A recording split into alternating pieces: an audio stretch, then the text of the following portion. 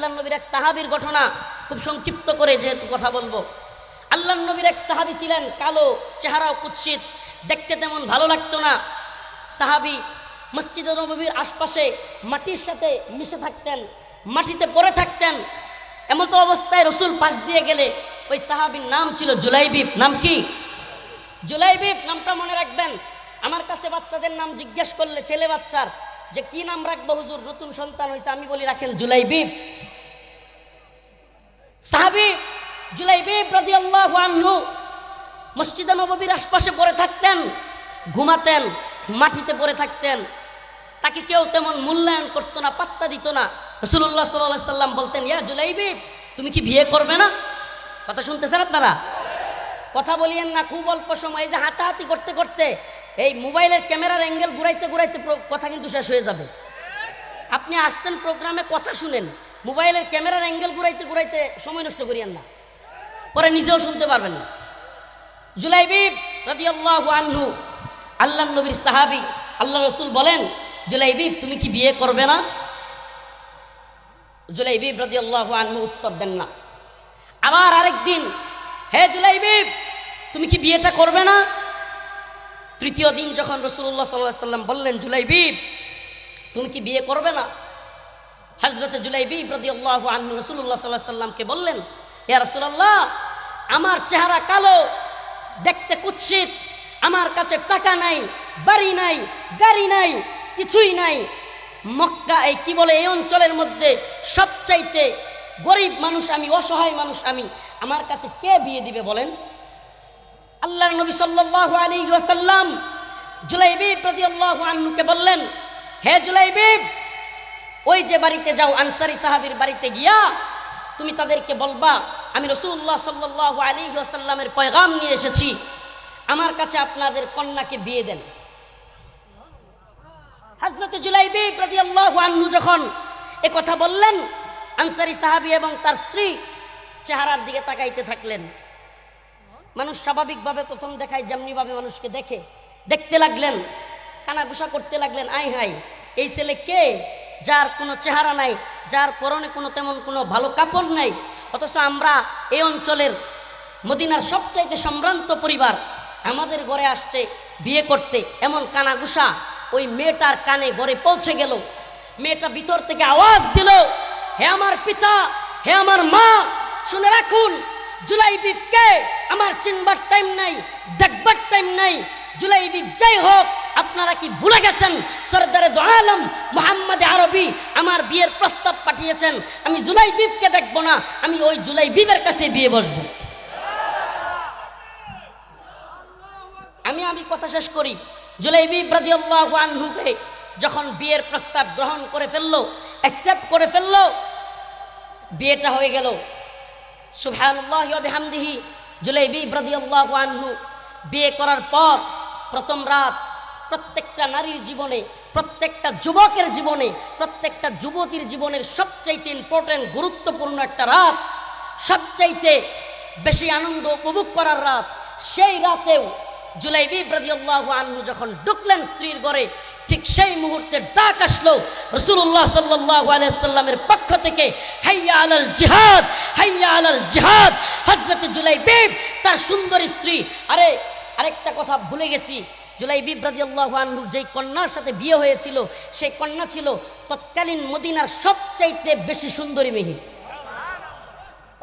কথা বুঝেন প্রিয় ভাইয়েরা আমার, প্রিয় বাবারা, সবচাইতে সুন্দরী মেয়ে যেই জুলাইবিব বিয়ে করতে পারে না, যিনি কালো চেহারা, মাটিতে ঘোরাঘুরি করতেন, টাকা নাই, পয়সা নাই, বাড়ি নাই, এমন একটা মানুষ, তাকে বিয়ে করার পরে আরবের সম্ভ্রান্ত মেয়ে, সবচাইতে সুন্দরী রমণী, বিয়ে করার পরও হাইয়া আলাল জিহাদের ডাক আসছে, সাথে সাথে সেখান থেকে তলোয়ার নিয়ে, তরবারি নিয়ে ময়দানে নেমে গিয়েছেন।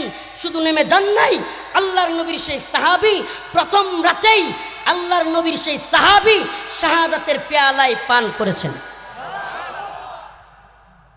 আল্লাহ রাসূল সাল্লাল্লাহু আলাইহি ওয়াসাল্লাম ময়দানে ঘোরাঘুরি করতেছেন, ঘুরঘুরি করে শহীদদের লাশগুলো দেখতেছেন, খুঁজতেছেন, পান না। আল্লাহ রাসূল সাল্লাল্লাহু আলাইহি ওয়াসাল্লামকে আশপাশ থেকে জিজ্ঞেস করা হলো, ইয়া রাসূলুল্লাহ, কাকে খুঁজেন?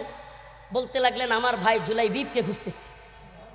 চোখ দিয়ে অশ্রু ঝরতেছে, আল্লাহ রাসূল সাল্লাল্লাহু আলাইহি ওয়াসাল্লামের চোখ দিয়ে অশ্রু ঝরতেছে।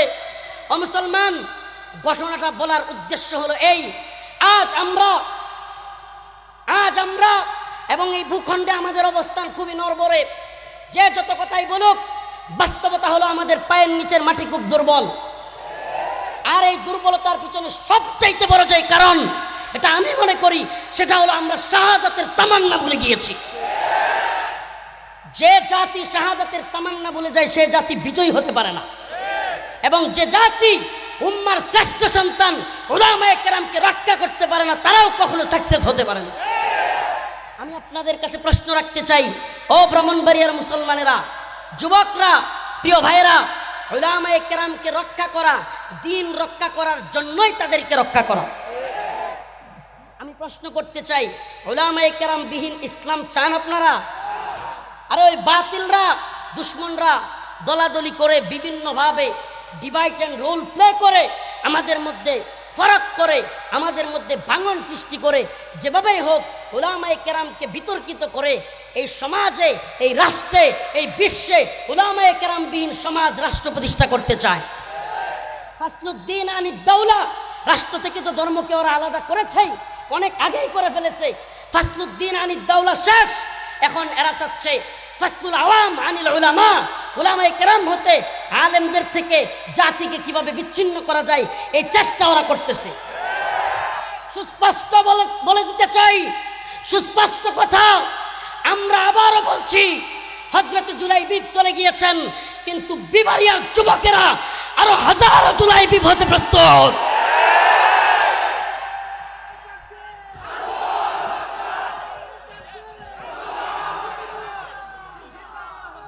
শুনেন শুনেন, আমাদের আরো জুলাইবিব দরকার, যারা কিনা বাসর রাতের তামান্না ভুলে গিয়ে, বাসর রাতের ফ্যান্টাসি ভুলে গিয়ে শাহাদাতের তামান্নায় এগিয়ে চলবে, এমন জুলাইবিব হতে কে কে প্রস্তুত?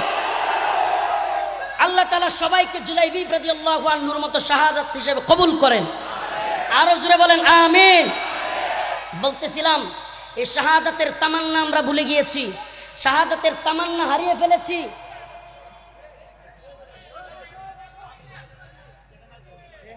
শাহাদাতের তামান্না আমরা ভুলে গিয়েছি, আমাদেরকে আবারও সেই শাহাদাতের তামান্না খুঁজে বের করতে হবে। আরে আল্লাহ রাসূল সাল্লাল্লাহু আলাইহি সাল্লাম, আরে সরদারে দু আলম, যিনি নিজেই বারবার দোয়া করতেন, লাওয়াদিত্তু আন আগজুয়া ফাউকতাল সুম্মা আগজুয়া ফাউকতাল সুম্মা আগজুয়া ফাউকতাল। আরে আল্লাহ পাক যদি আমাকে আবার জীবন দেয়, আমার তো মন চাই আবার যুদ্ধ করি, আবার শহীদ হই, আবার যুদ্ধ করি, আবার শহীদ হই। আরে শাহাদাত, আল্লাহর রাসূল যে শাহাদাত চাইতেন, সেই শাহাদাত কি মুমিনের জন্য ব্যর্থতা না সফলতা? জোরে বলে না, ব্যর্থতা না সফলতা? শাহাদাতের তামান্না, এটা কি ব্যর্থতা না সফলতা?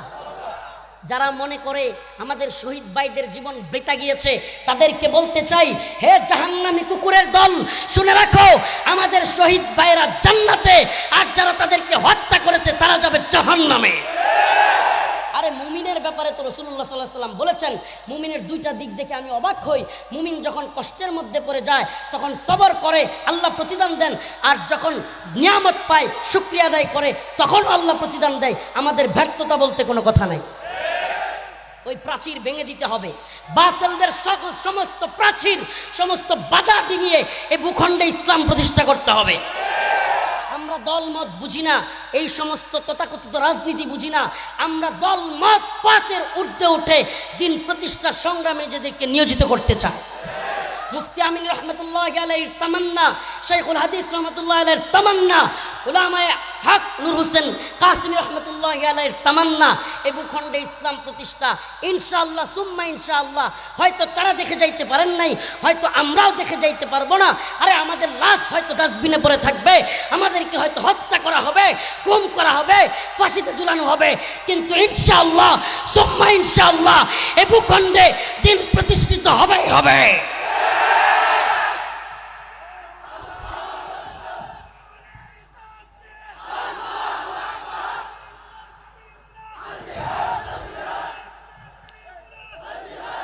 মুমিনের শাহাদাত কি ব্যর্থতা? মুমিনের শাহাদাত কি ব্যর্থতা?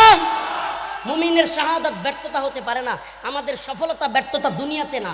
আমরা দুনিয়াকে মনে করি দারুল ইমতিহান, পরীক্ষার জায়গা, আর জান্নাতকে মনে করি, আখিরাতকে মনে করি দারুল জাযা, প্রতিদানের জায়গা।